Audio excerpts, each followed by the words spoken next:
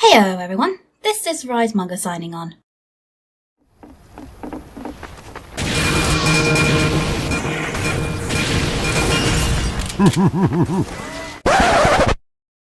Uh-oh.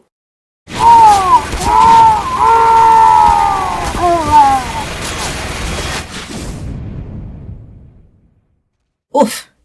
We've all had those moments, huh? It is really easy to get carried away as a pyro, isn't it? Where, for a few moments, you feel like you're on top of the world and nothing can slow you down, but then...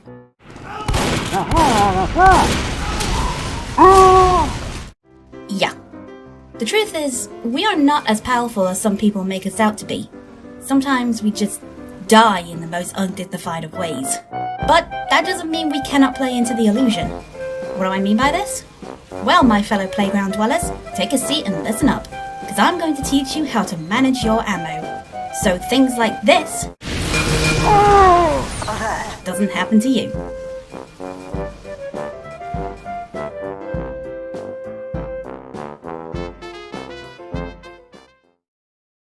The main reason why I want to stress that managing your ammo is very important is because of your most valuable asset.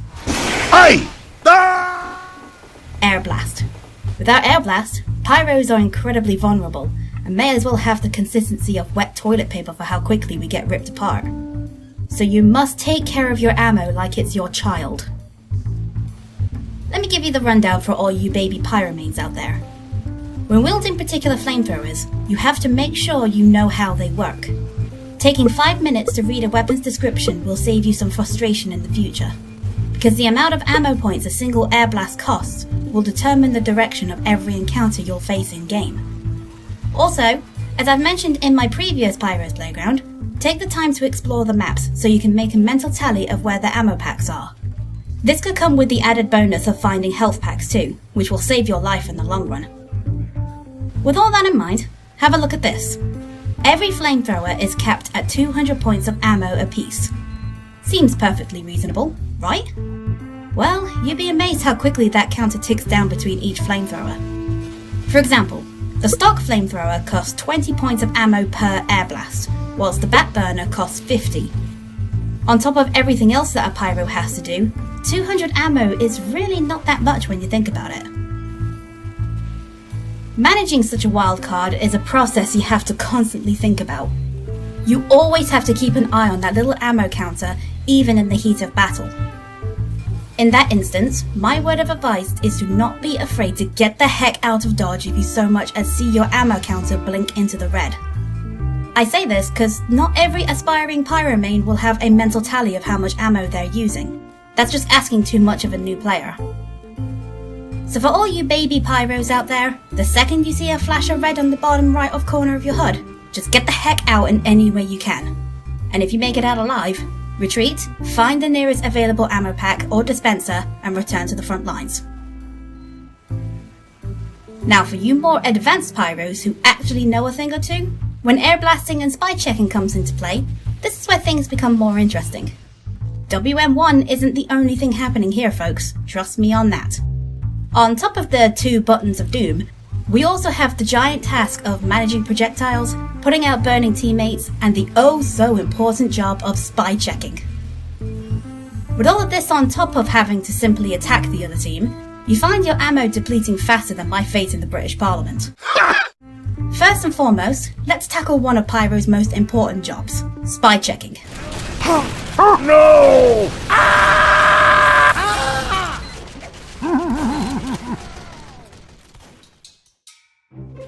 I've seen more than my fair share of pyros just spewing flames everywhere in order to find a spy. But the truth is, it's the biggest waste of time and ammo on your part. A spy could be anywhere, and you'd have better luck trying to set the air particles on fire than finding one. Not to mention that if you waste your ammo for the slight chance you'll come across a cloaked spy, by the time you get to the front lines you may not have the time to find an ammo pack or be lucky enough to find the engineer's dispenser before that heavy from earlier is in your face again. So here's what you do. Use small, short bursts of flame in unpredictable intervals only when you feel it's necessary. And I stress when it's necessary. Only do this when you're confident a spy is active around you or is highly troublesome for your team.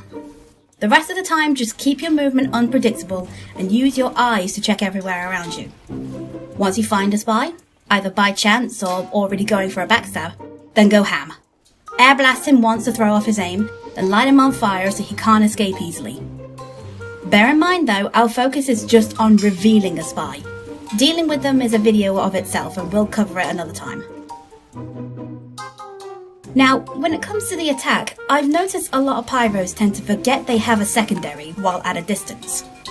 The unfortunate truth is that in spite of how good the flamethrower is in close quarters, it does have a limited range, and therefore, Pyro is at his most vulnerable when targets are far away. For this, just put away your flamethrower altogether, cause fire that is not burning a target is a fire that's wasted. But what secondary to use? Well, that's entirely up to you. Personally, I swear by the shotgun, because it's consistent, a great finisher, and tends to scare away the most classes with low health. Having said that though, you are limited on it, because it is a close quarters weapon after all. At range, all you can really accomplish is tickling your enemies, or outright missing them, thanks to random bullet spread. My advice, don't waste your ammo on the chance of you hitting something that far away. For that, you may as well use the scorch shot or the detonator. At least with those you're guaranteed to hit something. Plus, they dissuade snipers, so that's always a plus. Oh, and don't forget to reload your shotgun between firefights. There have been too many times where even I have been forced to reload in the middle of a shootout because I forgot to do it during a quiet moment. So I suggest you get into the habit of keeping that sucker topped up. Having said all of this though, there is unfortunately going to be those moments where you have depleted your ammo up to on the front lines protecting your medic while he's building Uber, and you seem to be the one he wants to use it on. I myself has had those moments. At that point, the only thing you can do is encourage the medic to use another pocket, because the last thing you want to do is run out of ammo whilst doing a push.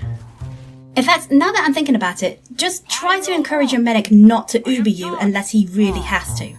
Pyro is unfortunately a less than optimal Uber target. But again, working with medics is something we'll go into in more detail in the future. But let's now get into the real meat of this video. The real reason why we're even using these steps to begin with.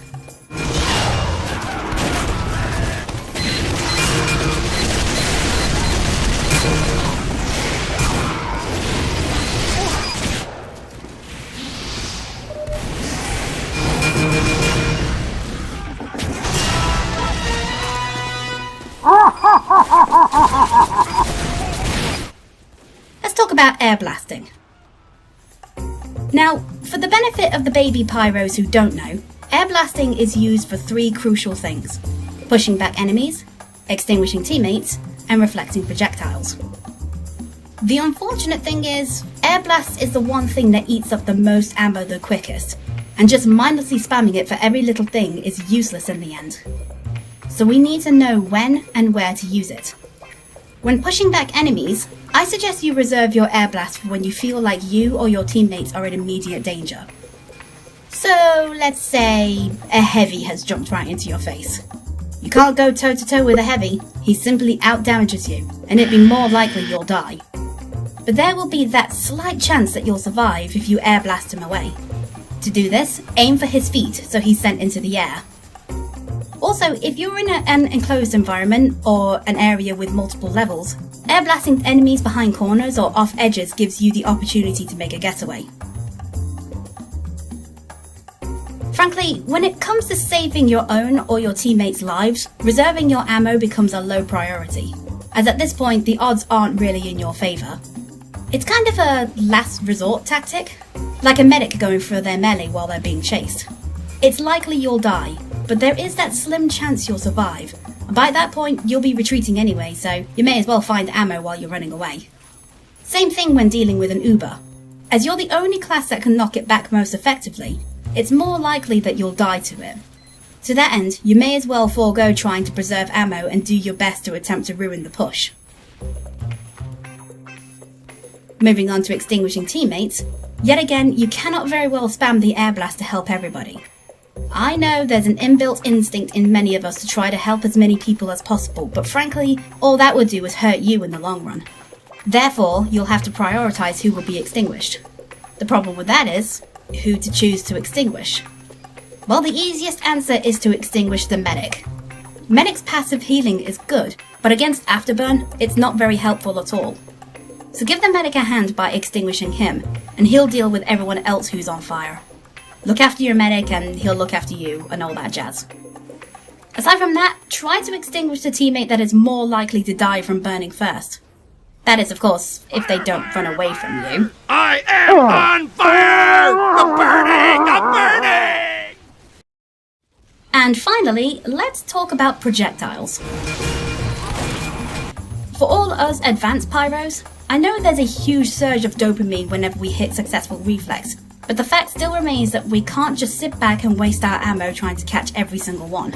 That's just not going to happen. So, to preserve your ammo, you have to choose a time and place to use it, and do your best to avoid projectiles the rest of the time. So when should you reflect projectiles?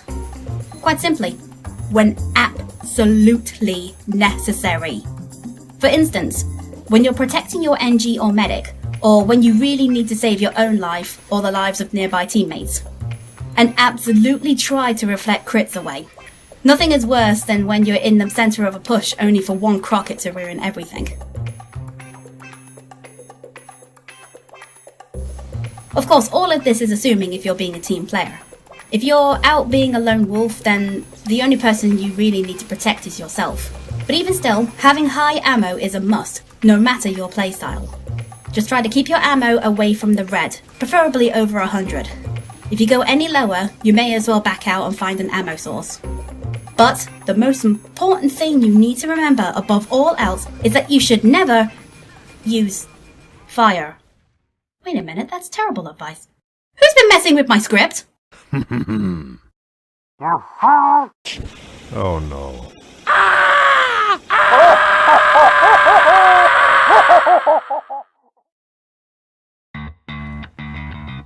Alright, so I know it's been a while since my last Pyro's Playground, but this series is by far my most ambitious, so I hope you can forgive the long periods between episodes. Having said that, allow me to thank everyone on Twitter who came forward with their tidbits of advice.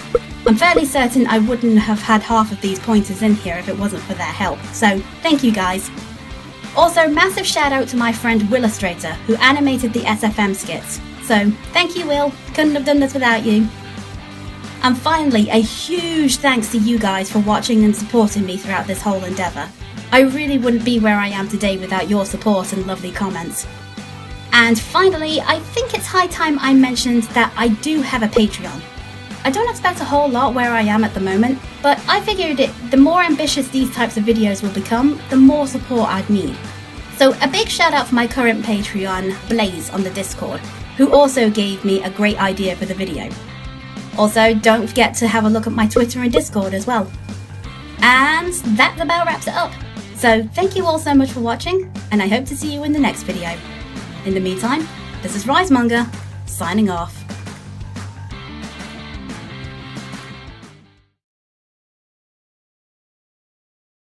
Damn, it's been a while since I used the Weathermaker.